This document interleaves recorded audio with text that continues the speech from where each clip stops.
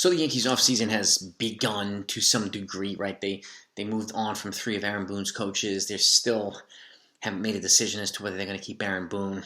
I don't think there's a decision to be made on Brian Cashman because he's still on contract for one more season. But I particularly don't think they're going to be moving on from Brian Cashman, even though a lot of people, including myself, think that would be a good idea to get a new kind of look in here, a new philosophy in here, because I don't think Brian Cashman has evolved with the team. But with that said, there's still a lot of players on the squad that could probably use a change of scenery and to kind of remake the Yankees a little bit. Now I think it's going to be a multiple off-season thing.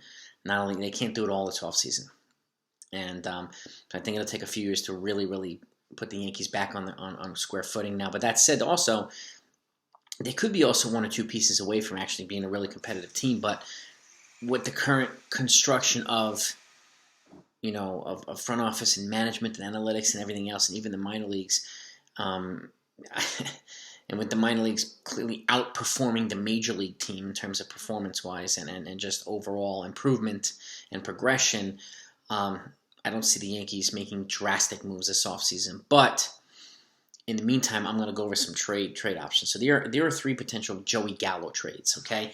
By the way, I'm going to be doing Aaron Judge next and Gleyber Torres, then Aroldis Chapman and a bunch of other ones. And I'm still working on my MLB free agent predictions, my final predictions for the offseason. So if you like that type of stuff and you haven't subscribed yet, hit that subscribe button right now.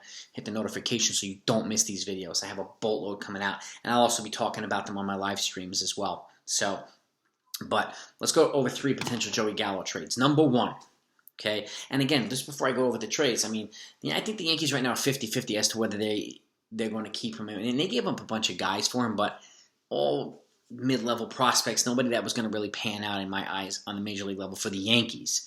So, and even though the Yankees brought in him and Anthony Rizzo to kind of give some lefty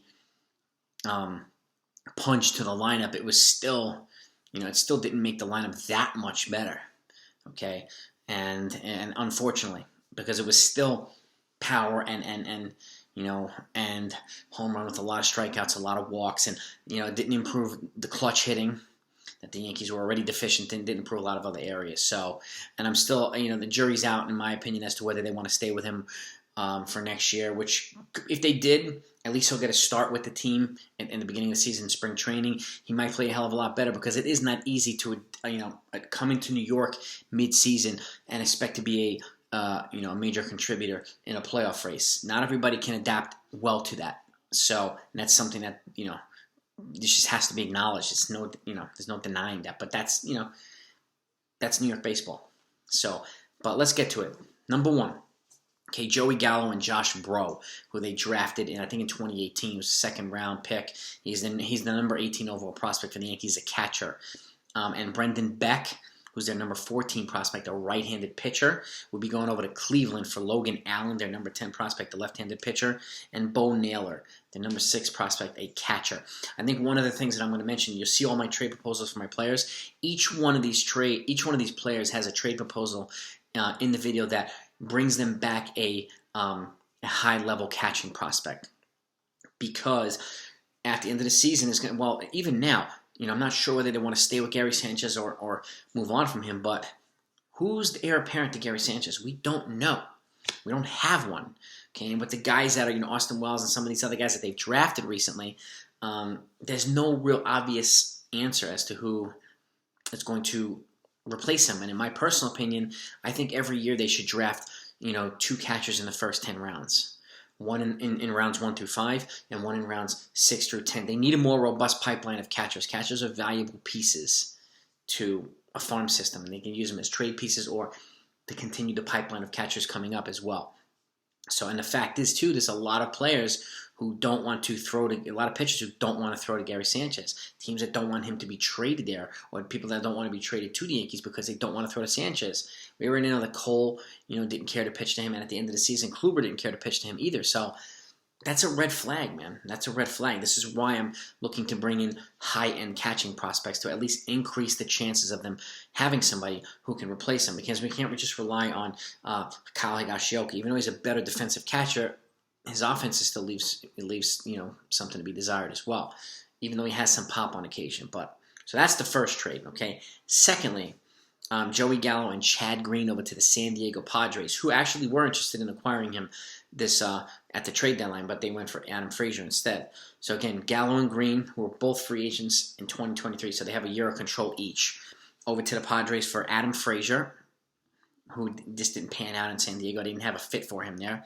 And Reese Neer, who's their number 9 prospect, a right-handed pitcher, and Robert Gasser, who's their number 10 prospect, a left-handed pitcher.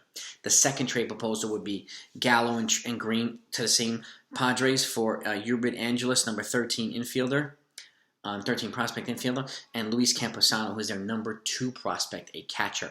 I would even be willing to sweeten the deal on the Yankees side with another prospect of some sort to get Camposano. He's a top 100 Major League Baseball prospect, and he's a catcher. So that's the more robust package, in my opinion, because you're getting the high-end prospect. And again, we need some high-end catching prospects in the mid to upper levels of the system. Okay, that's the number 2 trade. So the first one's to Cleveland. The second one is to San Diego. And remember, the Yankees are clearing some roster spots here too. I think they're gonna have to do some 40-man roster cleaning this offseason. So, and the third trade is Joey Gallo and Luis Medina, who's their number 8 prospect, a right-handed pitcher, to Kansas City for MJ Melendez, who's their number 4 prospect, a catcher. Is also number 73 of the top 100 overall prospects. Austin Cox, their number 12 prospect, a left-handed pitcher, and Jonathan Bolin, who's their number 10 prospect, a right-handed pitcher. So Gallo and Medina over there, they'll get a frontline pitching prospect. The Royals, in return, will get the frontline catching prospect. So addresses needs for both sides. And again, these are all, in my opinion, realistic trade options that the Yankees could use should they decide to move on from Joey Gallo. And I think the package is fair for the other team.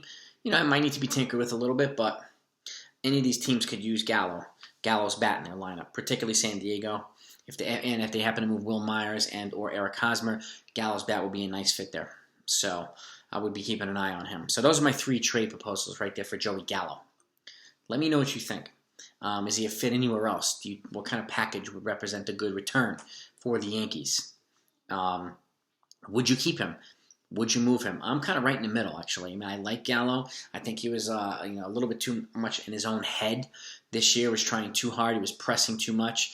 Trying to really fit in and contribute. And I think he has the potential to contribute in the talent. But I think having a better start with the season in spring training and starting the year with the Yankees will put him in a better position to contribute more and maybe strike out less. And the Yankees needing a hitting coach who can get the most out of guys like Gallo and unleash, Gleyber Torres, and if they happen to keep Gary Sanchez, guys like that, to help make these guys more consistent, and an assisting hitting coach who can help do these things as well is going to be a significant move that they make this offseason. They need the right hitting coaches for this lineup. We need to make it more well-rounded lineup, and especially, obviously, they need to bring in more personnel that already are well-rounded, but that's the other piece of the puzzle.